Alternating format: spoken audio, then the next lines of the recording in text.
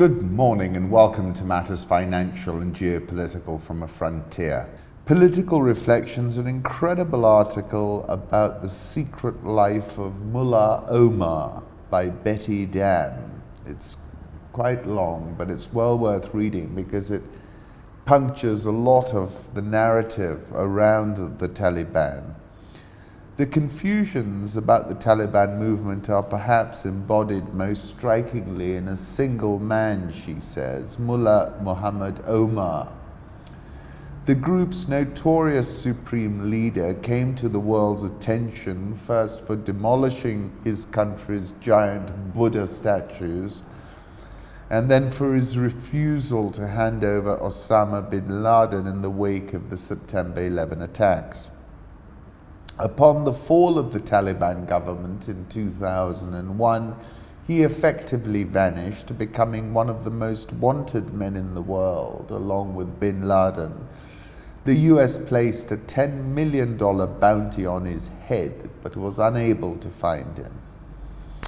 Mullah Omar is gone, but he is alive with us, and we are fighting in his name and in his spirit. The story that emerges is that the US and almost everyone else had it wrong. After 2001, Mullah Omar never stepped foot in Pakistan, instead opting to hide in his native land, and for 8 years lived just a few miles from a major US forward operating base that housed thousands of soldiers. He remained the Taliban's spiritual lodestar, a fact that may seem puzzling to outsiders, but becomes sensible when we consider his appeal in terms of the type of ascetic, Sufi-inspired religiosity common in the southern Afghan heartlands. This type of charisma was not based on eloquence or fiery sound bites, but rather by cultivating the perception of an otherworldly, selfless, guileless persona that seemed to many Talibs the antidote to the corrupted materialism around them. The contrast to the worldly Osama bin Laden could not be greater. And the author has pieced together his movements, and he was basically lived his life in small villages in the remote mountainous province of Zabul. If we spoke very softly. We put pillows and straw against the door so nobody could hear us. Often the two men, this is his minder, would only interact when washing their hands and feet in the kitchen before prayer. He didn't talk much and had stopped articulating any wishes or ambitions, Jabbar Omari said. I like this detail. He only asked for his supply of henna, which he regularly used to color his graying beard, and naswa, the local tobacco that he often put behind his lower lip. He loved being alone, recorded Quranic verses on an old Nokia telephone he kept, so he could listen to them later. He used the phone, which had no SIM card, for that purpose alone. Mullah Omar refused to make calls, Jabbar Omari told me. He didn't want to be discovered. In early 2013, he fell ill. Jabbar Omari made him shurwa soup, one of his favorite dishes, to try and re-energize him, but he could no longer eat. Passed away in April 2013. That day, Jabbar Omari told me the hot, dry lands of southern Afghanistan experienced something he'd never seen before, a hailstorm. I assumed it was hagiographic bluster, but later I found a US Army publication referring to that day. More than 80 Task Force Falcon helicopters were damaged when a sudden, unprecedented hailstorm hit Kandahar airfield in April 23rd, where nearly half of the brigade's helicopters were parked. As far as we know, Omar never attempted to actively rally his own troops after the fall of the Taliban, nor did he ever attempt to admonish the Taliban for their own crimes against civilians. And this is her concluding point, which I think is interesting. The Taliban utilized him to unify and cohere a disjointed movement, while the US policy in Afghanistan was linked ultimately to the idea that Mullah Omar and bin Laden were in league together. In this way, Mullah Omar's importance in what he represented to both sides, not in what he actually did. There's a link where I've mentioned him before, and an interview he gave to the Voice of America. And at the time when Bush was about to send the troops in, he said, "I'm considering two promises. One is the promise of God, the other is that of Bush. The promise of God is that my land is vast. If you start a journey on God's path, you can reside anywhere on this earth and will be protected. The promise of Bush is that there is no place on earth where you can hide and I cannot find you.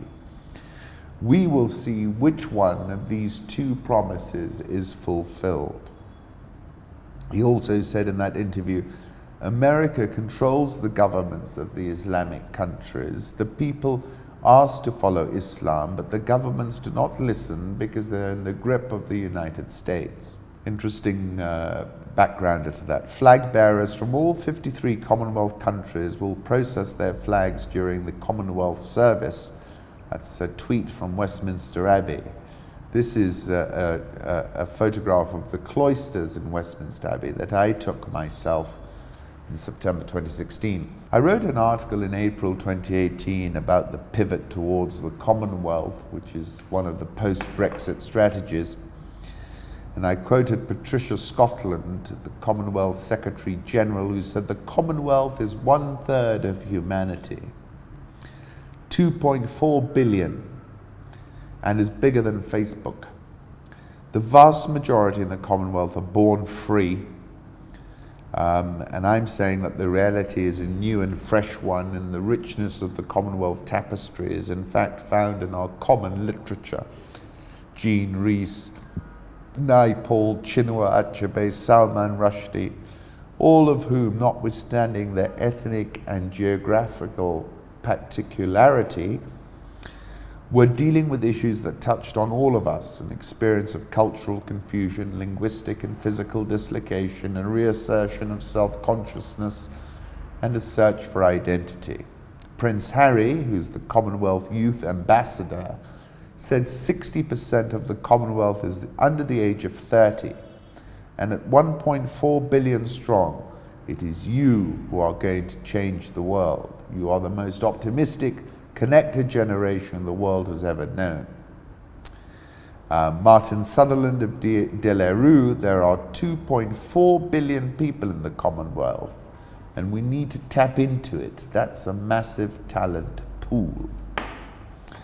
According to the raw data, the Commonwealth boasts a combined gross national income of $10.7 trillion, and it's expected to rise to $14 trillion by 2020. The New York Times is writing about the unfolding story of Li Yang, also known as Cindy Yang. Yang, in case you haven't heard of her yet, is a Florida businesswoman whose family owns a chain of massage parlors that, as the Miami Herald put it, have gained a reputation for offering sexual services. Last month, Robert Kraft, owner of the New England Patriots and a close friend and donor to Trump, was charged with 2 counts of soliciting prostitution at a spa Yang founded, Orchids of Asia. It turns out that Yang was something of a regular in MAGA land, posing for selfies with Trump, his adult sons, Kellyanne Conway, and others. Donated $42,000 to a pro-Trump political action committee and more than $16,000 to Trump's campaign. Ran a business, GY US Investments, selling Chinese executives access to Trump, his family, and Republican officials. According to Mother Jones, she claimed to have gotten her clients into the most recent New Year's Eve party at Trump's Mar-a-Lago resort.